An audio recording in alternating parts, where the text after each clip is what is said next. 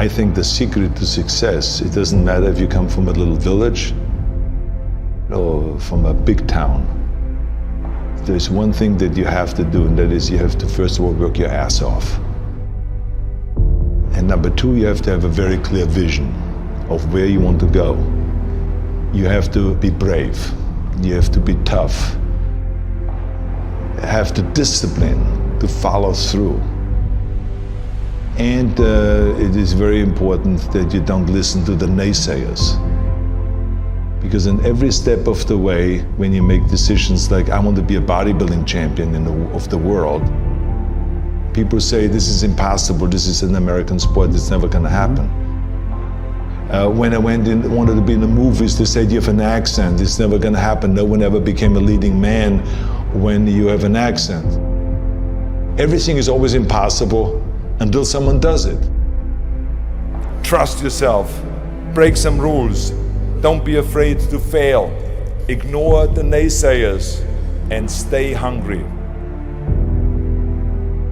Let me tell you, I've made a fortune in several careers, and I've been very successful in several careers by ignoring the naysayers and believing in myself.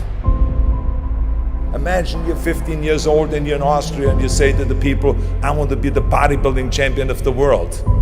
Of course they come to you and say, but wait a minute, this is not an Austrian sport. Bodybuilding, that's an American sport. But you know something, I had it very clear in my vision and I knew exactly what I wanted to do. I wanted to be a bodybuilding champion. And I started training 1 hour a day, 2 hours a day, 3 hours a day. By the time I was in military service, with the age of 18, I trained 4 or 5 hours a day. And I became the youngest Mr. Universe ever. The youngest world championship at the age of 20. So much for it can't be done.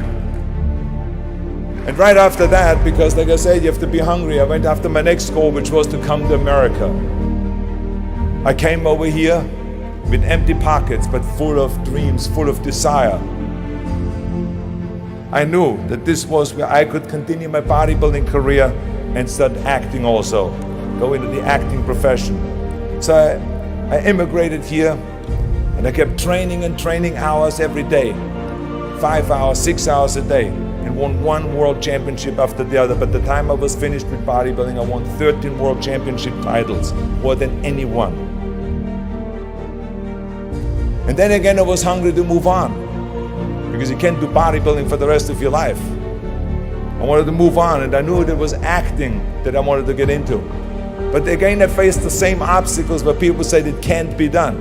When I talked to agents, they said to me, you cannot become just an actor and walk into movies. I say, I just don't want to become an actor. I want to be a leading man. They say, well, forget about that. And they laughed. I mean, with your accent, no one has become a leading man with your accent. And with your body, look at all those bumps sticking out. This overdeveloped body they were in 20 years ago when they did Hercules movies, but now it's Dustin Hoffman, it's Al Pacino, it's Woody Allen. Those are the new sex symbols, don't you understand it? Look at you. Forget it, it will never happen. And with your name, Schwarzenegger, or whatever your name is, I can see that already up there on the billboards. That isn't gonna sell any tickets. But you know something, I didn't listen to them. I started working very hard, just like in bodybuilding. 5, 6 hours a day. I went to acting classes, speech classes, dialogue classes, accent removal classes. Everything that you can think of, I did. And slowly everything started happening. All of those liabilities that they talked about started turning into assets. When I did Conan the Barbarian, the director came to me and he said, if we wouldn't have you, we would have had to build one. And on Terminator, the director said, I couldn't imagine to have anyone play Terminator that wouldn't have an accent and that wouldn't have your body. I cannot imagine the line, I'll be back, with a normal American accent. It works so perfectly that you have this German accent. So all of those things that they say the liabilities became an asset. As moment went on, it grew and grew, and I went from one movie to the next, started making more and more money, and then I ended up being the highest paid actor with $30 million on Terminator 3. That just shows you again so much for it can't be done. This is why I try to tell you, anything and everything can be done if you can visualize it and if you believe in yourself. never give up and never be afraid of failure, because otherwise you box yourself in and you limit yourself. I was never afraid to fail when I ran for governor. I was never afraid to fail to tackle anything, because you should not be afraid of failure. That's just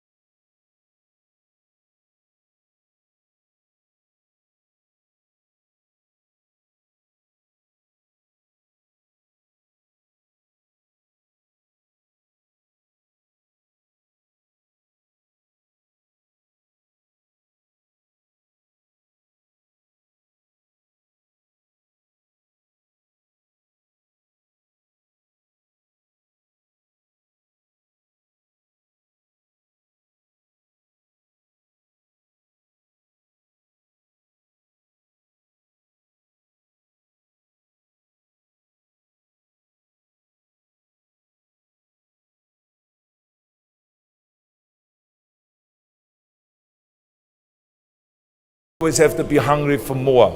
You always have to be hungry for learning new things, because you never learn enough.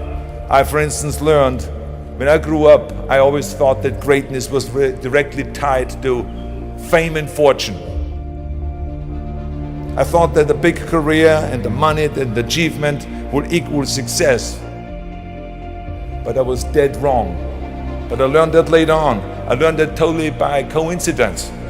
When the University of Wisconsin did a research program on what effect weight training would have for Special Olympians, for intellectually challenged people, they called me. They said, Arnold, you're the expert in this subject. We want you to come up to the university and to help us with our program, to help us with our Special Olympians. And I flew up to the University of Wisconsin and I helped. And there were these kids. The first exercise we decided to do was bench press, and they were all standing in line. The first kid laid down on a bench. I put a 40-pound barbell over his chest and he did a simple exercise of bench press. He did 10 reps. Then he got up, and then the next one laid down. I put the barbell over his chest, and then that kid started breathing really heavy, and all of a sudden he started screaming really loud. And he jumped up, I pulled the bar back, and he started shaking. I realized that he was scared of the weight. So I calmed him down. I said, "That's okay. Just watch your friends do the bench press, and maybe you want to try it again." And the friends came through, and they did all their bench press, and everyone did great performance. And then all of a sudden, he stood in line on the end and tried again. He laid down. This time I gave him the empty bar, just the 20 pounds. And he did 10 reps. And then I said, "You want to have more plates on it? More weight?" He said, "Yes." So I put 2 more plates on it. Now it was back to the 40 pounds that he had earlier. And he did 10 more reps. Then he said, "More." Then I put 2 more plates on it. Now it was 60 pounds. He did another 10 reps. And he said, more. He did then 80 pounds. Then I lifted the weight off and he jumped up, high-fived everyone, and he was so excited. And it was a real eye-opener for me, because when I saw that kid going from terror to self-confidence in a short period of time. So I want you to remember, have a vision, think big, ignore the naysayers, work your ass off, and give back and change the world. Because if not us, who? If not now, when?